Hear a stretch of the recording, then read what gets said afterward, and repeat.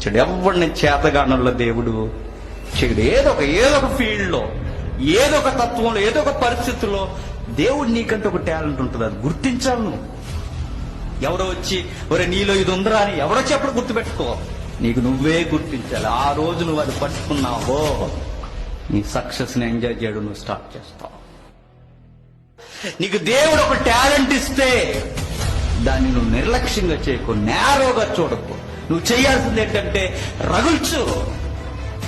నువ్వు రగుల్చు. రోజు రోజుకి ఇంకా ఇంకా ఇంకా ఇంకా ఆ వేడి పెరగాలి తప్ప ఆ టాలెంట్ నీకు తగ్గడానికి వీల్లేదు. ఆ వేడి తగ్గకూడదు.